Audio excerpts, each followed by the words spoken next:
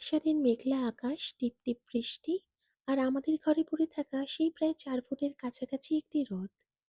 প্রত্যেক বছর সেই রথকে নামিয়ে তাকে ধোয়া মোছা করে ছোট কাকু ফুল কাকু সাজিয়ে দিতেন পুরো রথটা। গাঁদার মালা, রজনীগন্ধা, পাতাবাহারের পাতা আর রঙিন কাগজ দিয়ে বাদ বাকিটা আমরা ভাই বোনেরাই সাজিয়ে নিতাম। আমাদের ৮ জন ভাই বোনের সেই একটিই রথ ছিল, আর তাকে নিয়ে বের হতাম রাস্তায়। লক্ষ্য একটাই, বাড়ি থেকে টানতে টানতে নিয়ে যাব এক্কেবারে গঙ্গার ধার অব্দি বাগান বাড়িতে। শৈশবের সেই জেদ, কে আগে রথ টানবে, কে রথের দড়ি ধরে আগে থাকবে, সেইটা নেই। এবড়ো খেবড়ো রাস্তা দিয়ে যখন রথ ছুটতো, মাঝে মাঝেই ঘটতো বিপত্তি।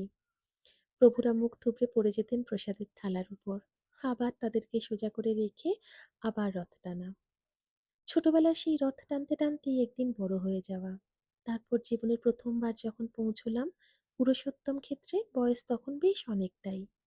শ্রীমন্দিরের বাইরে দাঁড়িয়ে যখন প্রথমবার সেই বড় বড় গোল গোল কালো চোখ দুটো দেখলাম, বুকের ভেতরটা যেন কেঁপে উঠেছিল। মনে হলো উনি যেন যুগের পর যুগ ধরে শুধু আমাদেরই অপেক্ষা করে বসে আছেন। আমরা কবে যাব, আর উনি আমাদের সমস্ত সুখ দুঃখকে নিজের ওই অতল আবেগে ভাসিয়ে নেবেন। ভগবানের কি অসীম কৃপা!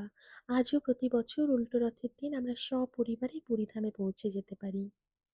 উনি নিজেই যেন কোনো এক অলৌকিক টানে প্রতি বছর আমাদের ডেকে নেন, আর আমাদেরও যাওয়া হয়ে যায়।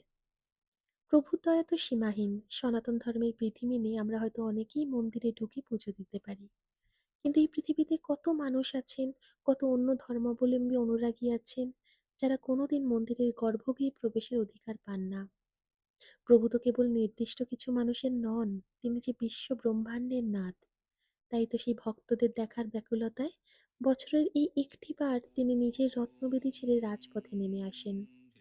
লক্ষ লক্ষ মানুষের এই যে মিলন মেলা, পুরীর রাজপথে আছড়ে পড়া ভক্তির এই যে মহাসমুদ্র, এখানে জাতপাতের কোনো ভেদাভেদ নেই। তিনি দুহাত বাড়িয়ে সবাইকে আলিঙ্গন করেন। প্রভুর এই যাত্রার পিছনে কত মানুষের কত রকম বিশ্বাস। অনেকে যেমন রানী গুন্ডিচার মাতৃত্বের আকুলতা আর মায়ের কাছে দেওয়া প্রভুর সেই ৯ দিনের প্রতিশ্রুতিকে মনে রাখেন, তেমনি আবার বৈষ্ণব শাস্ত্রের মতে অনেকে মনে করেন জগন্নাথ আসলে পূর্ণবাসীর বাড়ি যান, যেখানে বৃন্দাবনের গোপীগণের সাথে তিনি মেতে ওঠেন পরম দিব্যলীলায়।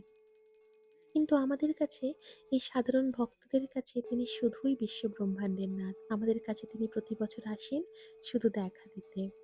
তাদের ভালোবেসে বুকে টেনে নিতেই তো প্রভুর এই রাজপথে নেমে আসা।